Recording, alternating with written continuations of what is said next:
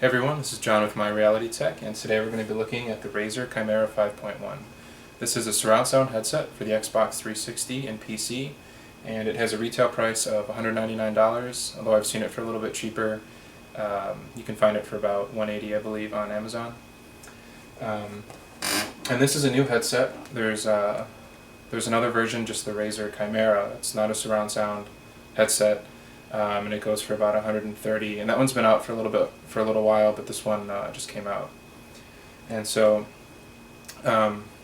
if you're interested in seeing an unboxing or setup video, look for a link in the description. There's another video that has that information. But today I'll go over kind of what comes in the box and what my thoughts and impressions have been so far. So first of all, with this, you get the headset, you get the base station, you get the power adapter, the owner's manual, quick start guide, and a couple stickers. You get a 3.5 to 3.5 millimeter cable that's used for linking multiple base stations if you're using them for kind of a LAN party or that type of thing. You get an RCA cable if you're using a non-digital source, and these cables have a throughput so that you can have the headset connected and still have another set of cables going to your speakers or something like that, so you don't actually need to swap cables to use both the headset and set of speakers. And then you get a 2.5 to 2.5 millimeter cable, and this goes from the headset to your Xbox 360 controller if you're going to be using Xbox Live Chat. Alright, so first we'll talk about the base station, and then we'll talk a little bit about the headset.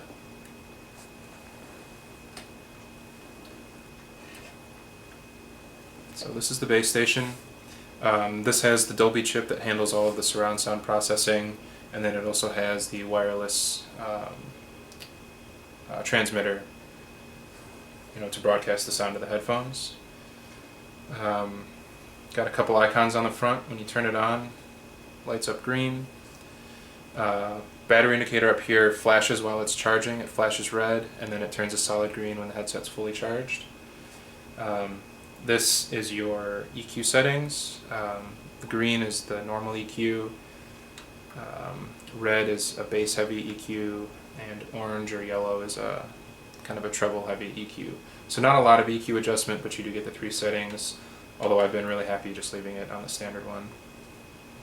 This green Dolby headphone logo tells you that it's using the Dolby headphone processing, which is giving you a full 5.1 surround sound.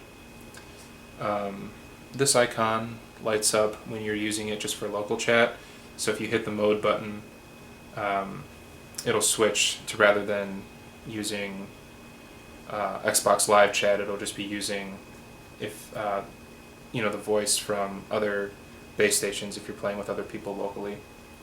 And then the power light only lights up red when it's off, and then when you turn it on, that turns off. Actually, on the back, this is where you plug in the power adapter. This is your RCA input if you're using an analog source. You have a 3.5 millimeter in and 3.5 millimeter out, and like I said before, that's if you're daisy chaining multiple base stations for local chat. And then you also have a digital in and digital out. You can see the red light output from the digital. And this is so if you want to run the audio from your Xbox or your PC into this, and then feed it out to your TV or your receiver, so that you can either choose between your headset or your home theater setup. And then on the front here, you have your EQ and Dolby Digital button, your power button, and your source sync button.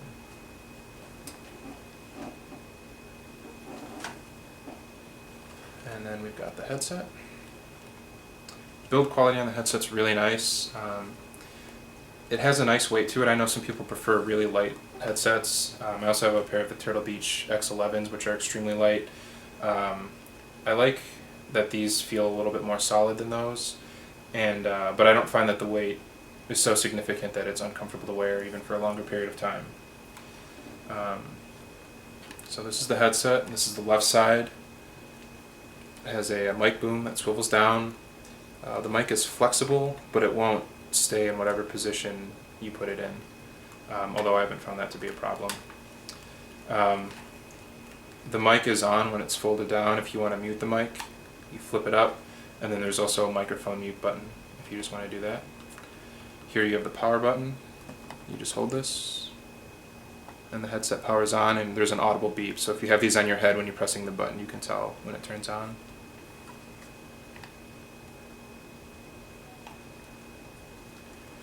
And then on the back here, you have a volume adjust for the microphone, and it's easy to remember because it's on the same side as the microphone. And these buttons will adjust both the incoming volume of voice chat and also your outgoing volume. And on this side you have, on the right ear cup, you have the volume buttons just for your game volume. And then also on the right ear cup you have a mode button and a mute and sync button. The mode button will switch between Xbox Live Chat and local chat if you have local chat set up. And then obviously the mute button just mutes the game audio, and if you hold it, it'll sync back to the base station.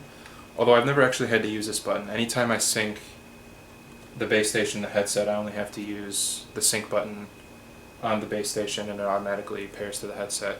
I assume that you would use this if you had multiple headsets and multiple base stations in the same room. Then you would have to use both to make sure you're pairing it to the right one. And then on the side you can see it's adjustable.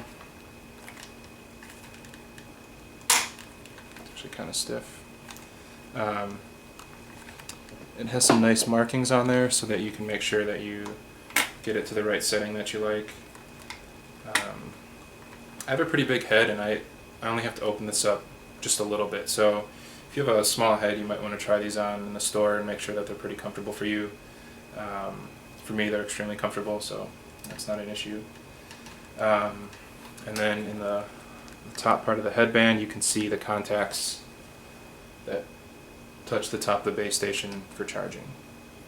So you can see when we set this up here, that starts blinking red, or solid red, to show that it's charging, and then that'll turn solid green once it's done charging. And it doesn't matter which way you put this, you can set it on either way. And as I mentioned before, this is a surround sound headset, so it uses, in order to get surround sound you have to give it a surround sound source, and so they give you also included in the box is the optical cable, and that just plugs into the back of the Xbox 360 or your PC if you have an optical output on your PC. And it uses a Dolby headphone chip to then process the 5.1 signal, and the headphones only have one speaker in each ear cup, so it's not like those ones that have multiple speakers in each ear cup. But in my experience, these actually work a lot better than the ones like the Triton AX Pros, because you don't get enough separation. Like with something like the Triton AX Pros, there's not much separation between each of those tiny speakers, so it's still kind of hard to hear the directionality of the sound. Whereas something like this, it works incredibly well. I was really amazed at how well it works. The other advantage to just having standard one speaker in each headphone is that the speakers are pretty big. They use a 50mm driver in each, so any type of bass, explosions, gunshots, things like that come through really well, where something that has to cram a bunch of speakers into one ear cup, they use really small drivers, so you lose some of the impact in the sound when you have it set up like that. And I was a little skeptical at first about how well virtual surround sound can work. And normally I'm a PC gamer and I have these speakers here, the Logitech Z5500s. It's a great surround sound setup, and I've come to really rely on being able to hear everything that's going on around me in a game. For example, if you're playing Black Ops or Modern Warfare, you can hear footsteps in any direction. You can hear if there's airplanes or helicopters coming in. You can tell exactly where they're coming from. And when I first started playing on the Xbox, I'm pretty new to the Xbox, but just using my basic stereo speakers I had with the TV, I couldn't tell where anything was. And even using a stereo headset, the Turtle Beach X11, I could only kind of hear if things were to the right or the left, but I had no concept of where they were in 3D around me. With these, however, it's just as good as having a full surround sound setup for me. And I didn't think that I was going to be able, to say that in this review. I didn't expect them to work as well as they did. So I was really impressed. And let's see, for surround sound headsets, there's a few others. You have the Turtle Beach, they make a couple pairs, the X41s, Astro is another popular one, and then Triton. They make a few different pairs, but one of the other things that I was looking for in the headset was for it to be wireless, so I didn't have to have the long wire going from the TV to the couch where I play. And obviously this headset is wireless, and one of the nice things about this headset in particular is that it uses the 5.8 gigahertz wireless band as opposed to 2.4. Pretty much all of the other surround sound headsets use a 2.4 gigahertz wireless band. That's the Turtle Beach X41s, the PX5s, also by Turtle Beach. I'm trying to think. There's a few others. Even the stereo version, just the regular Chimaeras from Razer, use a 2.4 gigahertz. The advantage to having a 5.8 gigahertz band is that there are very few other things in your house that operate at that level. So you're not going to have any problems with interference. I know a lot of people have problems with like the Turtle Beaches, where your Wi-Fi router, the Xbox controllers, things like that, they all use 2.4 gigahertz. And so you can get popping and crackling in the audio, and there's sometimes a break in the audio when it has to switch channels to try to avoid interference. I have a lot of wireless devices in my apartment, and there's also a lot of other Wi-Fi networks because there's a lot of other apartments in the area, and I have never had any problems with interference using this, which is the 5.8 gigahertz. There's only two other headsets on the market that use 5.8. That's the Astro A40s, if you get them in wireless, and those are about $300. And then the new Triton Warheads, which were just announced, and it sounds like those are going to be about roughly $300 too. So this is only 2/3 the price, and you can actually find it a little bit cheaper than that, and you're still getting that same level of quality. So that's really nice. It's important to note that it's only wireless from the base station to the headset. If you're using Xbox Live, you still have to plug in this little cable that goes from the headset to the Xbox controller, which for me is not a problem because the controller is by me anyway and the headset's right here, so I don't mind having that short cable, and I only use that if I'm playing multiplayer games where I want to talk to people. Most of the time I don't even have that cable plugged in though. And that's not something that is Razer's decision.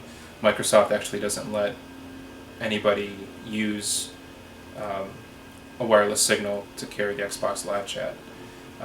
The only exception to that is the Triton Warheads, which are an official Microsoft licensed product.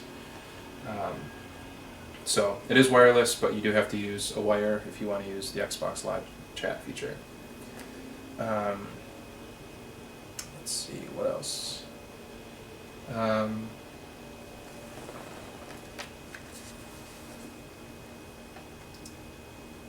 Trying to think of, I've had a few days to play with these now. Things that I really like about them, first of all, they're completely silent. I have a pair of, like I said, the Turtle Beach X11s, and that's a wired headset, and when the game is really quiet, or if you're just in the menus, there's always hissing that you could hear, and I think it's from the headphone amplifier that was built in. These are completely silent, so that's kind of nice. Like I said before, I find them to be really comfortable. The way they recharge is really nice. I believe you're supposed to get about 8 hours of gameplay, though I've never actually played for that long straight. So you get long battery life, and then when you want to recharge it, you don't have to plug anything in, you don't have to put in new batteries. You just set the headset back up here and it begins charging. I think that's a really nice solution.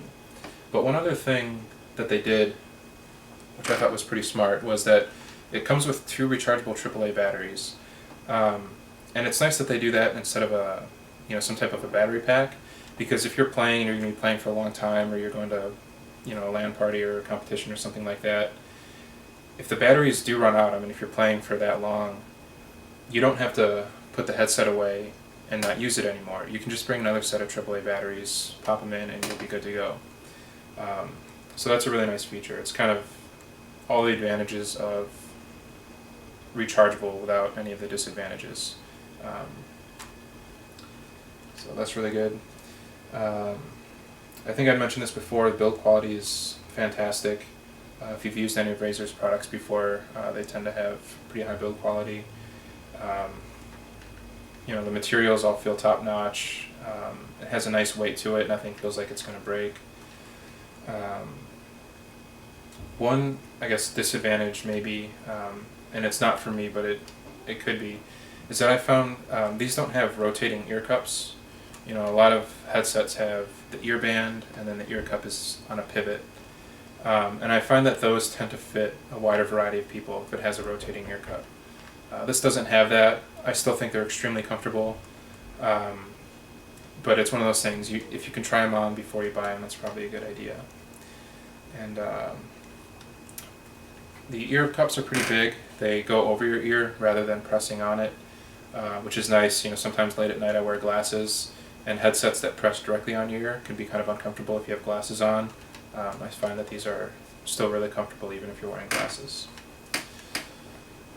So that's basically that. I think it's an amazing quality headset. I was blown away by how well the surround sound works. Sounds are not just directional, but they're very spacious. You can get a good sense of distance in addition to which direction something is coming from. The sound quality itself is great. You're obviously using a high quality pair of drivers in this headset, so the details sound really good. It doesn't sound muddy or anything like that, and I don't know, compared to everything else that's out there and for the price, I think this is probably, for me, I think this is the best headset on the market. So I think you should give it a try. If you have any questions, feel free to post them in the comments. And I'll also have a more comprehensive written review at myrealitytech.com, and there should be a link to that also in the description, so you can check that out. Alright, thanks.